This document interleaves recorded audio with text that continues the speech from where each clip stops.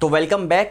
Last lecture में हमने पढ़ा था सिस्टम ऑफ लीनियर इक्वेशन कि सिस्टम ऑफ लीनियर इक्वेशन क्या होता है, लीनियर का मतलब क्या होता है, सिस्टम का मतलब क्या होता है, उस सिस्टम का हम सोल्यूशन किस टाइप के निकलते हैं, यूनिक सोल्यूशन निकलता है, इनफाइनाइट सोल्यूशन निकलते हैं, नो सोल्यूशन निकलते हैं। उसके हमने ग्राफिकल इंटरप्रिटेशन भी पढ़ा और हमने काफ़ी चीज़ें पढ़ी और रैंक की मदद से हमने ये भी देखा कि हमें कैसे पता चलेगा किसी का यूनिक सोल्यूशन है या नो सोल्यूशन है या फिर इनफाइनाइट सोल्यूशन है।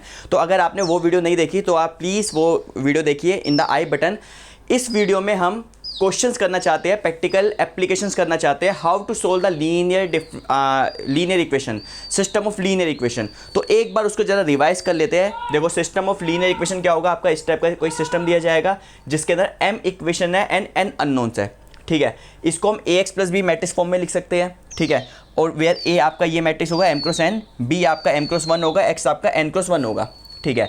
अब क्या करना है, आपके पास ये मैट्रिक्स होगी, ये बी वेक्टर होगा, एक ऑगमेंटेड मैट्रिक्स बनानी है। तो ऑगमेंटेड मैट्रिक्स में की नोटेशन क्या होती है, a स्लैश b और a कोलन b। इसमें क्या करना है आपको, पूरी a मैट्रिक्स जो आपकी पूरी a मैट्रिक्स है उस पूरी a मैट्रिक्स को यहाँ लिख दो, एक लाइन खींचो और यहाँ पे बी वेक्टर लिख दो, तो ये आपकी ऑगमेंटेड मैट्रिक्स बन जाएगी। और हमने लास्ट वीडियो में हमने क्या सीखा था कि रैंक की मदद से हम ये बता सकते हैं कि इसका यूनिक सोल्यूशन होगा, इनफाइनाइट होगा या फिर नो सोल्यूशन होगा।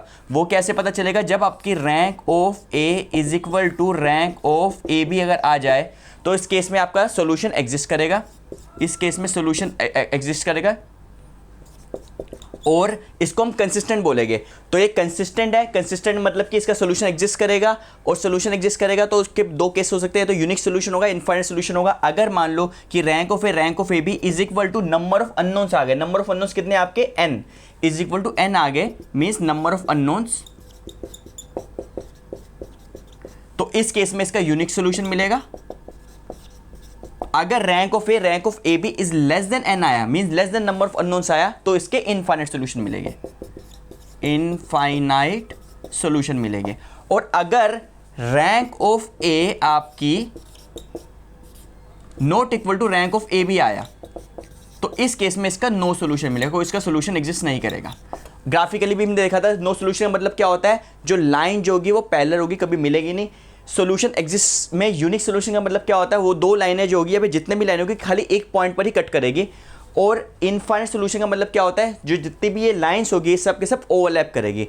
अब हम इसके प्रैक्टिकल एप्लीकेशन करते हैं, इसके कुछ क्वेश्चंस करते हैं और क्वेश्चन से हम ये देखेंगे कि सोल्यूशन हमें पता कैसे चलेगा और दूसरा हमें सोल्यूशन निकालना कैसे। अगर इनफाइनाइट सोल्यूशन है तो इनफाइनाइट सोल्यूशन निकालना कैसे, यूनिक है तो उसको निकालना कैसे है। तो चलिए स्टार्ट करते हैं। तो हमारा फर्स्ट क्वेश्चन है, ये हमें एक सिस्टम दिया गया है जिसमें 3 इक्वेशंस है, ठीक है, और 3 वेरिएबल्स है x y z, ठीक है। हमारा क्वेश्चन में क्या करना है, चेक इट इज कंसिस्टेंट और नोट। तो कंसिस्टेंट ये है या नहीं हमें ये बताना है, और अगर कंसिस्टेंट है तो हमें इसका सोल्यूशन भी निकालना है, ठीक है। तो सबसे पहले हमें क्या करना है, इसकी हमें ऑगमेंटेड मैट्रिक्स लिखनी है, ए मैट्रिक्स लिखनी है। उसकी रैंक की मदद से हमें ये पता चलेगा कि ये कंसिस्टेंट है कि नहीं है, और अगर कंसिस्टेंट है तो हम आगे उसका सोल्यूशन निकालेंगे। वो कैसे निकालना है हम वो भी देखेंगे। तो सबसे पहले हमें क्या काम करना है, हमें इसमें इसकी ऑगमेंटेड मैट्रिक्स लिखनी है। तो दी ऑगमेंटेड मैट्रिक्स, इसकी अगर मैं ऑगमेंटेड मैट्रिक्स लिखूं a स्लैश बी, वो क्या आएगी, ऑगमेंटेड मैट्रिक्स क्या होती है, यहाँ पे a मैट्रिक्स लिख दो, लाइन डालकर ये b वेक्टर भी लिख दो, ठीक है। तो आपकी होगी 1 -3 1 2 1 -4 6 -7 8, ठीक है। और इधर क्या हो गया 1 -1 एंड 7। जब भी आप ऑगमेंटेड मैट्रिक्स लिखो एक बार एंट्रीज चेक कर लो, कहीं अगर यहाँ से यहाँ पर निकालने में अगर आपने गलती कर दी तो वो पूरा क्वेश्चन ही गलत हो जाएगा। तो एक बार इसको चेक कर लो, 1 -3 1 1 2 1 -4 -1 6 -7 8 एंड 7। तो ये आपकी ऑगमेंटेड मैट्रिक्स हो गई। अब हमें क्या करना है, हमें रैंक ऑफ ए निकालना है और रैंक ऑफ ऑगमेंटेड मैट्रिक्स निकालना है। बट आपको क्वेश्चन सोल्व करते हुए दोनों की अलग अलग रैंक निकालने की जरूरत नहीं है, एक ही बारे में आपको दोनों की रैंक पता चल जाएगी। वो कैसे पता चलेगी, वो हम इस क्वेश्चन के थ्रू हमें पता चलेगा। देखो एक बात का ध्यान रखना है, जो हमने ऑगमेंटेड मैट्रिक्स लिखी ना, यहाँ से लेकर यहाँ तक ये तो पूरी ऑगमेंटेड मैट्रिक्स है, बट इस वाले कॉलम को हटा दूँ तो ये मैट्रिक्स तो ए हो गई। तो इसका मतलब ये वाली मैट्रिक्स तो आपकी ए है, अगर मैं इसको हटाकर ये देखूँ और अगर पूरे में देखूँ ये ए बी हो जाएगी मैट्रिक्स, ठीक है। तो यहाँ से लेकर यहाँ मैट्रिक्स आपकी ए मैट्रिक्स है, ये पूरी ऑगमेंटेड मैट्रिक्स है। अब इसी लॉजिक से हम एक ही बारी में दोनों की रैंक निकाल कर देखेंगे, तो ठीक है। तो रैंक निकालने के लिए हमें क्या करना होता है, इसको रो इक्विवेलेंट फॉर्म में लाना पड़ेगा। अब रो इक्विवेलेंट फॉर्म क्या होती है उसकी मैंने वीडियो बनाई हुई है और मैंने आई बटन में डाला हुआ है। अगर आपको रो इक्विवेलेंट फॉर्म नहीं पता तो कैसे निकालनी है, you can watch that video. अभी के लिए मैं आपको ये बता देता हूँ रो इक्विवेलेंट फॉर्म में क्या होता है। सबसे पहले 3 कंडीशन होती है उसमें, non zero rose above and zero rose below. तो इसके अंदर आपके पास कोई जीरो रो तो कोई है नहीं, ठीक है, नॉन जीरो रोज ही है, तो पहली कंडीशन तो रो इक्विवेलेंट फॉर्म की सेटिस्फाई हो ही रही है। इसकी सेकंड कंडीशन होती है कि हर एक रो में जो लीडिंग नॉन जीरो नंबर होगा ना, उसके नीचे वाले सारे जीरो हो गए। तो पहली वाली रो से स्टार्ट करते, तो लीडिंग नॉन जीरो नंबर आपका ये है, पहला जो नॉन जीरो नंबर पहली वाली रो में, तो उसके नीचे के दोनों को हमें जीरो नहीं है, उसको जीरो बनाना पड़ेगा with the help of only row operation. हम रो ऑपरेशन ही लगा सकते हैं इसमें। तो उसको सबसे पहले इसको जीरो बनाना है, इसको जीरो बनाना है। तो इसको जीरो कैसे बनाएंगे, R2 माइनस 2R1, इसको R3 माइनस 3R1। तो ये ऑपरेशन लगाते हैं, R2 changes to R2 minus 2R1 and R3 changes to R3 minus 6R1। हम ये दो ऑपरेशन लगाते हैं यहाँ पे, ठीक है। तो ये ऑपरेशन लगाने में फर्स्ट वाली रो में तो हमने कोई चेंज किया ही नहीं, तो फर्स्ट वाली रो तो हमारी ऐसी ही रहेगी, 1 माइनस 3 1 एंड 1।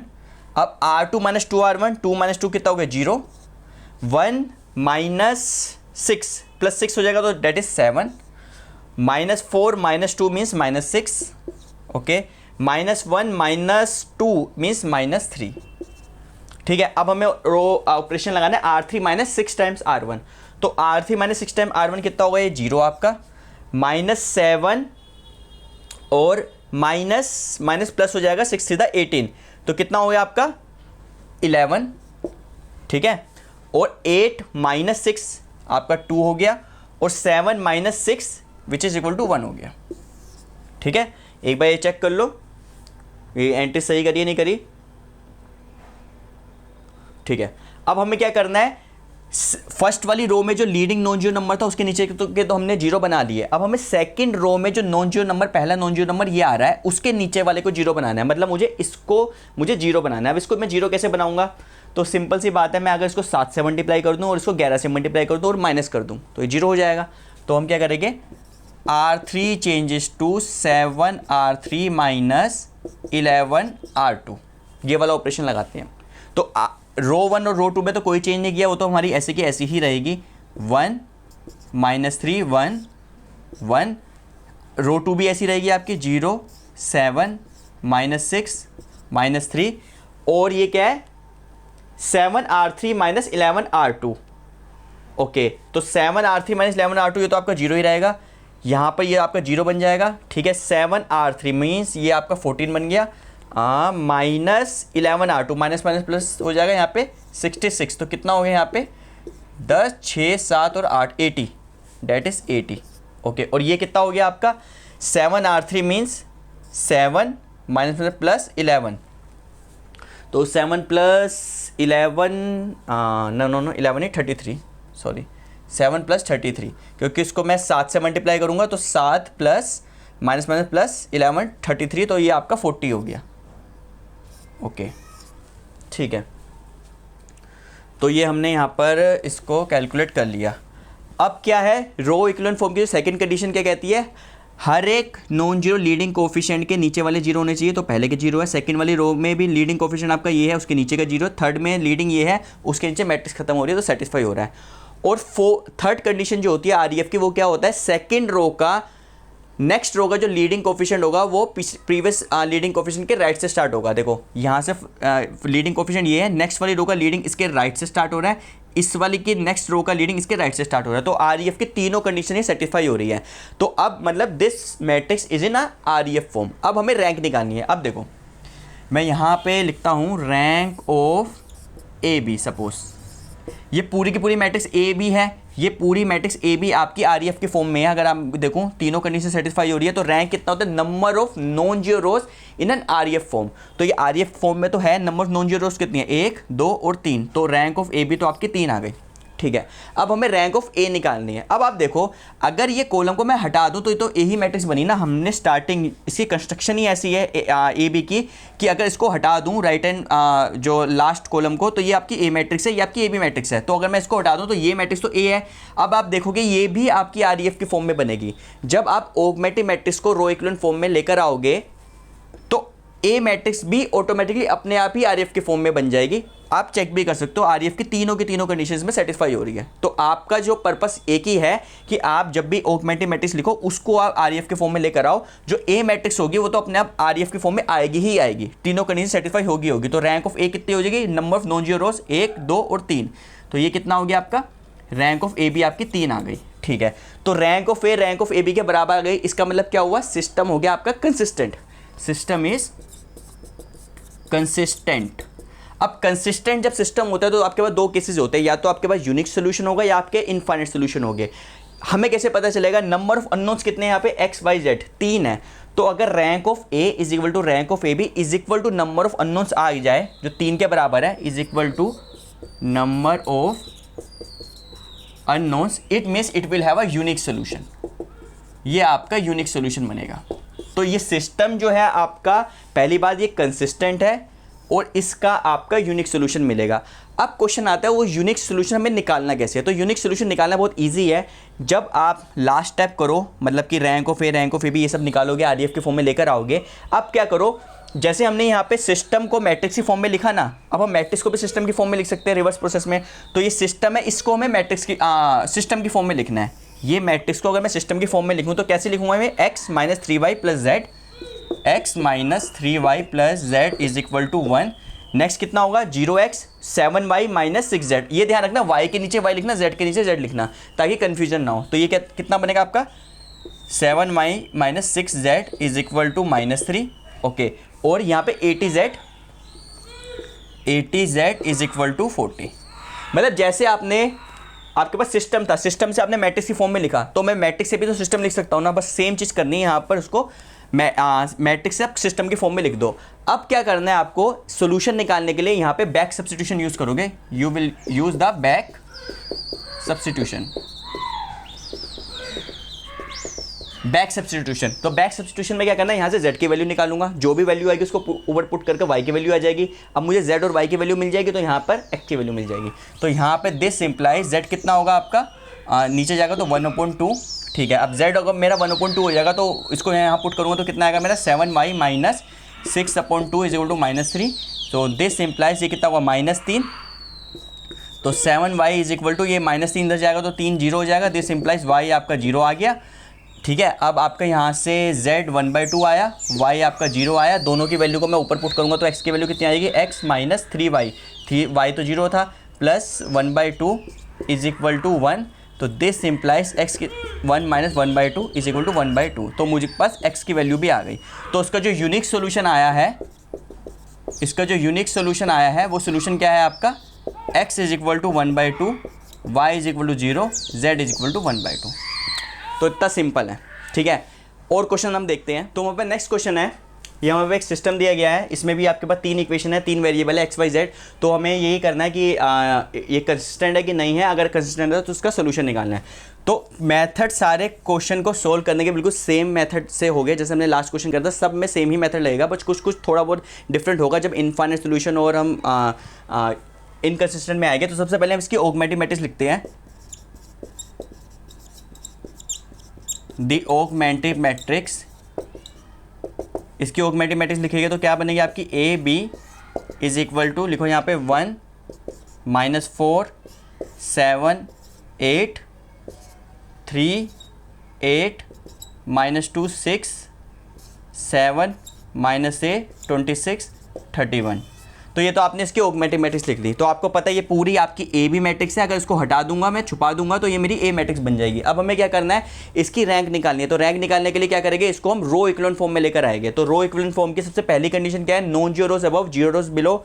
तो यहाँ पे कोई जीरो रोज तो दिख नहीं रही। ठीक है, तो इसका मतलब वो फर्स्ट कंडीशन सेटिस्फाई हो रही है। सेकंड कंडीशन क्या होती है, हर एक रो जो लीडिंग नॉन जीरो कोफिशिएंट होगा उसके नीचे वाले जीरो होने चाहिए। तो फर्स्ट रो में लीडिंग नॉन जीरो ये है, इसको मुझे जीरो बनाना है। तो इसको हम जीरो बनाते हैं यहाँ पे। इसको जीरो कैसे बनाएंगे, R2 minus 3R1 and R3 minus 7R1। R2 changes to R2 minus 3R1, R3 changes to R3 minus 7R1। तो इसमें लिखते हैं यहाँ पे क्या बना आपका, R1 में तो कोई चेंज नहीं करा, 1 -4 7 8। ठीक है, R2 माइनस 3R1 तो कितना होगा यहाँ पे 0। ये 8 माइनस प्लस 4 थीटा 12, तो कितना होगा यहाँ पे 20 20 माइनस 2 माइनस 7 थीटा 21, ठीक है। तो कितना होगा 21 22 23 माइनस 23, और ये कितना होगा आपका 6 माइनस 24 माइनस 18, ठीक है। अब R3 माइनस 7R1, तो ये कितना होगा, तो 0 हो जाएगा। -8 प्लस 7 4 28, तो 7 4 28, तो कितना बना यहाँ पे 20, ओके। और ये कितना बना R3 minus 7R1 26 minus 7R1, 7 7 49 minus 23 और R3 minus 7R1 means 31 minus 7R1 मतलब 56, तो कितना आया मुझे 25 और माइनस का 25, क्योंकि तो विच इज़ इक्वल टू, अब क्या करना है, अब आपको ये फर्स्ट रो के नीचे वाले 2 जीरो हो गए। अब सेकंड रो में लीडिंग कोफिशिएंट आपका ये है, नॉन जीरो लीडिंग कोफिशिएंट, इसके नीचे वाले को जीरो करना है। तो इसको जीरो कैसे करूँगा, R3 माइनस R2 से, तो इसको हटाता हूँ मैं। तो R3 changes to R3 minus R2, तो ये किसके बराबर होगा, R1 में कोई चेंज नहीं है, तो 1 -4 7 8 0 20 माइनस 23 माइनस 18। अब R3 माइनस R2 करूँगा तो ये तो 0 आ गया आपका, ये भी 0 आ गया आपका, 0 आ गया, ये माइनस ये कितना होगा -7, ठीक है। R3 माइनस R2 करा तो ये आपका -7 आ गया, ठीक है। अब देखो, अब क्या करना है आपको, अब ये सेकंड कंडीशन क्या थी, रो इक्विवेलेंट फॉर्म की, सेकंड रो के नीचे वाला 0 आ गया, थर्ड रो तो पूरी की पूरी यहाँ पर 0 है, तो उसके नीचे तो मैट्रिक्स खत्म ही हो रही है, तो मतलब ये पूरी ए बी मैट्रिक्स जो है ये रो इक्विवेलेंट फॉर्म में आ गई है। अब ये रो इक्विवेलेंट फॉर्म में ए बी मैट्रिक्स आई है, अगर आप इसको हटा लोगे तो ए मैट्रिक्स भी रो इक्विवेलेंट फॉर्म में अपने आप ही आ गए, तीनों कंडीशन इसमें भी सेटिस्फाई हो रही है। अब हमें क्या करना है, रैंक ऑफ ए बी और रैंक ऑफ ए को कैलकुलेट करना है। अगर मैं इस पूरी मैट्रिक्स को कंसीडर करूँ यहाँ से लेकर यहाँ तक, तो ए बी बना, तो रैंक ऑफ ए बी कितना आ गया आपका, rank of A B is equal to 3 आ गया, क्योंकि नॉन जीरो रोज कितनी आ गई यहाँ पे 3, ठीक है। अब मैं इसको हटा दूँ तो रैंक ऑफ ए को कंसीडर करूँ तो रैंक ऑफ ए कितनी आएगी, नंबर ऑफ नॉन जीरोस, एक रो 0 2, तीसरी तो 0 आ रही है, तो रैंक ऑफ ए कितनी आ गई आपकी, रैंक ऑफ ए 2 आ गई। तो rank of A B is not equal to rank of A, इसका मतलब क्या हुआ, ये आपका सिस्टम है inconsistent, this is inconsistent means it has no solution, इसका कोई सोल्यूशन नहीं होगा। मतलब ये जो 3 लाइन्स है 3D के अंदर, कोई एक ऐसा पॉइंट कॉमन नहीं होगा जहाँ ये तीनों लाइन्स इंटरसेक्ट कर दे, मीट कर ले, ठीक है। तो this is the example of no solution. तो नेक्स्ट क्वेश्चन है हमारे पास, ये एक सिस्टम गिवन है, इसके अंदर हमारे पास 4 इक्वेशन है और 3 अननोन्स है, ठीक है। तो प्रोसेस तो आपका वो सेम ही रहेगा, सबसे पहले आपको इसकी ऑगमेंटेड मैट्रिक्स लिखनी है और उससे रैंक चेक करनी है, ठीक है। तो solution the augmented matrix, augmented, इसकी ऑगमेंटेड मैट्रिक्स क्या होगी आपकी, A B which is equal to 1 2 -1 and 3 3 -1 2 and 1 2 -2 3 and 2 1 -1 1 and -1। तो एक बार इसको चेक कर लो कि हमने ठीक लिखा है, 1 -1 1 and 1 -1, ठीक है। 2 -2 3 2 3 -1 2 1 1 2 -1 and 3, तो ये आपकी इसकी ऑगमेंटेड मैट्रिक्स आ गई। अब हमें क्या करना है, इसको रो इक्विवेलेंट फॉर्म में कन्वर्ट करना है, तो इसको रो इक्विवेलेंट फॉर्म में कन्वर्ट करते हैं। तो पहला कंडीशन क्या होती है, नॉन जीरो रोज अबव, जीरो रोज बिलो, तो इसमें कोई जीरो रो तो है नहीं, तो पहली कंडीशन सेटिस्फाई हो रही है। सेकंड कंडीशन क्या होती है कि हर एक फर्स्ट रो का जो लीडिंग नॉन जीरो नंबर होगा उसके नीचे वाले सारे जीरो हो गए, तो यहाँ पे लीडिंग नॉन जीरो नंबर आपका 1 है, इसके नीचे मुझे तीनों को जीरो बनाना है। तो जीरो को कैसे बनाऊंगा, यहाँ पे R2 minus 3R1 R3 minus 2R1 R4 minus R1, तो ये तीनों ऑपरेशन लगाते हैं यहाँ पे, R2 changes to R2 minus 3R1 and R3 changes to R3 minus 2R1 and R4 changes to R4 minus R1। तो तीनों ऑपरेशन यहाँ लगाते हैं, तो ये तीनों जीरो हो जाएंगे। वी विल हैव R1 में कोई चेंज नहीं किया तो R1 ऐसे रहेगा 1 2 -1 एंड 3, ठीक है। तो R2 - 3R1 तो कितना होगा ये 0, ओके। -1 -6 तो -7, 2 + 3 5, ठीक है। 1 -9, 1 - 9 इज़ -8, ठीक है। And R3 - 2R1 this is 0, -2 -4 means -6, ठीक है। 3 + 2 5, okay. 2 -6, 2 -6 means -4 and R4 - R1 तो 1 - 1 0, -1 -2 मीन्स -3, 1 + 1 मीन्स 2, -1 -3 मीन्स -4, ठीक है। तो ये तो हमने कर लिया। अब क्या करना है, सेकंड वाली रो में लीडिंग नॉन जीरो आपका ये है, इसके नीचे के दोनों को जीरो बनाना है। तो इसको जीरो कैसे बनाएंगे, तो सबसे पहले हम क्या करते हैं, इसको जीरो बना लेते हैं एंड इसको तो जीरो बना ही लेते हैं यहाँ पे। तो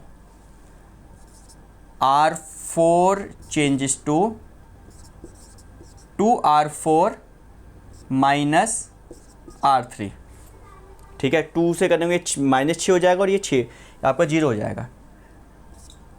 तो करो यहाँ पे 1 2 -1 3 0 -7 5 -8 0 -6 5 -4। अब यहाँ पर ऑपरेशन लगाओगे तो 0 रहेगा। ये 2R3 मतलब 6 -6 कितना होगा 0, और ये कितना होगा आपका 4 -5 मीन्स -1, और ये कितना होगा आपका -8, ओके, +4 -4, तो ये आपका ये आ गया, ठीक है।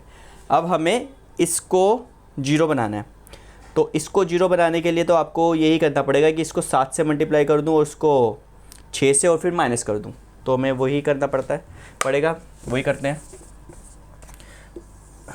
तो R3 changes to 7R3 -6R2। तो ये ऑपरेशन लगाते तो कितना आएगा आपका, R1 और R2 में कोई चेंज नहीं है तो उसको ऐसे लिख दो 1 2 -1 एंड 3, ओके। R2 पे भी कोई चेंज नहीं है 0 -7 5 -8। अब R3 में चेंज है तो ये तो 0 ही रहेगा, R3 R2 का तो 0 होगा, ये आपका 0 बन जाएगा, ठीक है। यहाँ पर क्या करना है 7R3 means 7 5 the 35 -6R2 6 5 the 30 means 5, okay. और 7R3 -7 4 द -28 और माइनस प्लस 48, तो कितना बचा आपका 20, ठीक है 20।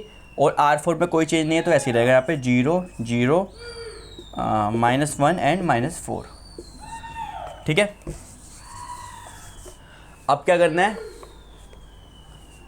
फर्स्ट रो में लीडिंग नॉन जीरो ये है, उसके नीचे वाले जीरो कर दिए। सेकंड रो में लीडिंग नॉन जीरो ये है, उसके नीचे वाले जीरो कर दिए। थर्ड रो में लीडिंग नॉन जीरो ये है, तो मुझे इसको जीरो करना पड़ेगा। इसको जीरो करने के लिए कैसे करेंगे, इसको 5 से मल्टीप्लाई करो और ऐड कर दो R3 से। R4 changes to 5R4 plus R3, तो ये आपका बना 1 2 -1 3 0 -7 5 -8 0 0 5 20, ये तो 0 0, यहाँ इसको 5 से मल्टीप्लाई कर वो करूँगा तो ये 0 हो जाएगा। और इसको मैं 5 से करूँगा तो कितना आएगा -20 प्लस 20, ये भी आपका 0 आ गया, ठीक है। अब देखो फर्स्ट रो का लीडिंग नॉन जीरो ये है, इसके नीचे के 0। सेकंड रो का लीडिंग 0 है, इसके नीचे के 0। थर्ड में लीडिंग नॉन जीरो ये है, इसके 0, और फिर यहाँ सारे 0 है। तो सेकंड कंडीशन भी सेटिस्फाई होगी REF की। थर्ड कंडीशन क्या होती है, नेक्स्ट रो का जो लीडिंग होगा प्रीवियस लीडिंग के राइट से स्टार्ट होगा। तो ये वाला लीडिंग से राइट से स्टार्ट है, ये वाला लीडिंग से राइट से स्टार्ट है, यहाँ पे तो है ही नहीं। तो मतलब ये आपकी AB मैट्रिक्स है, वो REF के फॉर्म में आ गई ऑटोमेटिकली। अगर इसको हटा दूँ तो ये मैट्रिक्स यहाँ से लेकर यहाँ तक मैट्रिक्स A रहेगी, ये ए मैट्रिक्स भी आपकी आरईएफ के तीनों कंडीशन सेटिस्फाई कर ही रही है। तो इससे हम रैंक ऑफ ए और रैंक ऑफ ए भी दोनों निकाल सकते हैं। अगर हम पूरी मैट्रिक्स को कंसीडर करेंगे तो रैंक ऑफ ए भी कितना हो जाएगा, number of non zero rows in REF form. Non zero rows कितनी है, 1 2 और 3, 3 आपकी नॉन जीरो रोज है, ठीक है। और आपका रैंक ऑफ ए कितना होगा, इसको हटा दूंगा तो number of non zero rows in A matrix में भी आपकी 3 है, तो रैंक ऑफ ए भी आपकी 3 आ गई, ठीक है। तो इसका मतलब रैंक ऑफ ए बी के बराबर आ रही है, तो सिस्टम आपका कंसिस्टेंट आ गया, कंसिस्टेंट, ओके। अब हमें देखना है इसका यूनिक सोल्यूशन मिलेगा या इनफाइनाइट सोल्यूशन मिलेगा। तो उसके लिए नंबर ऑफ अननोन्स कितने हैं आपके पास, 3, 1 2 3 एक्स वाई जेड है, तो इज इक्वल टू आपका नंबर ऑफ अननोन्स भी आ रहे हैं, नंबर ऑफ अननोन्स। तो इसका मतलब it will have a unique solution, इसका आपका यूनिक सोल्यूशन है, ठीक है, क्योंकि यहाँ पे रैंक ऑफ ए बी और नंबर ऑफ अननोन्स आ रहे हैं, तो आपका ये यूनिक सोल्यूशन आ गया। अब ये यूनिक सोल्यूशन में निकालना कैसे है, सेम चीज़ इस मैट्रिक्स को सिस्टम के फॉर्म में लिखेंगे और फिर बैक सब्स्टिट्यूशन लगाकर हम इसका सोल्यूशन निकाल देंगे। तो हम वो करते हैं, मैं इसके बाद इसको यहाँ पे हटाता हूँ। तो अगर मैं इसको दोबारा से सिस्टम के फॉर्म में लिखूँ तो क्या लिखूँगा, x plus 2y minus z is equal to 3, ठीक है, क्योंकि ये इसी को हम सिस्टम के फॉर्म में लिख रहे हैं। ये कितना होगा, -7y plus 5z is equal to -8, ठीक है। ये कितना होगा, 5z इज इक्वल टू 20। कोशिश करना मतलब कि इसको z को z के फॉर्म में लिखो, y को y के नीचे लिखो, x को x के नीचे लिखो, तो कन्फ्यूजन नहीं होगी आपको। और ये 0 को 0 लिखने की जरूरत नहीं है। अब यहाँ से आपको बैक सब्स्टिट्यूशन लगाना है, तो यहाँ से z की वैल्यू कितनी आएगी, this implies z is equal to 5 4 20, z तो आपका 4 आ गया। z को मैं यहाँ पुट करूँगा तो y की वैल्यू आ जाएगी, तो -7y प्लस 5 4 कितने होते हैं 20 is equal to -8 which is equal to -7y is equal to -8 -20 कितना, -28, ठीक है। और दिस इम्प्लाइज y कितना होगा, 7 4 28, y आपका 4 आ गया, z आपका 4 था, y भी आपका 4 आ गया। अब z और y को यहाँ पुट कर दूँ तो x की वैल्यू आ जाएगी, सो x प्लस 2y y कितना है 4, तो ये 8 हो जाएगा, माइनस z कितना था आपका 4, -4 is equal to 3, this implies x, ये 4 आ जाएगा, 4 इधर जाएगा तो -4, x इक्वल टू -1, तो x इक्वल टू -1 आ गया। तो आपका जो फाइनल सोल्यूशन आया वो आया x is equal to -1, y is equal to 4 and z is equal to 4। So this is your final answer, मतलब ये आपका यूनिक सोल्यूशन है। तो अभी तक हमने कुछ एग्जांपल्स करे जिसमें हमारे पास कंसिस्टेंट सिस्टम भी था और इनकंसिस्टेंट सिस्टम भी था। तो इनकंसिस्टेंट में तो क्या हुआ था, रैंक ऑफ ए बी के बराबर आई नहीं। कंसिस्टेंट में क्या था, रैंक ऑफ ए बी के बराबर आई और नंबर ऑफ अननोन्स के बराबर भी आ गए, तो इसका यूनिक सोल्यूशन हो गया। अब हम नेक्स्ट पार्ट में, इस वीडियो के जो नेक्स्ट पार्ट आएगा उसके अंदर हम इनफाइनाइट सोल्यूशन वाला केसेस देखेंगे कि उसके अंदर इनफाइनाइट सोल्यूशन में निकालना कैसे है। दूसरी बात वहाँ पे एक फ्री वेरिएबल का कॉन्सेप्ट आता है, तो वो कॉन्सेप्ट हम उसी वीडियो में देखेंगे, इससे नेक्स्ट वीडियो में। तो थैंक यू वेरी मच।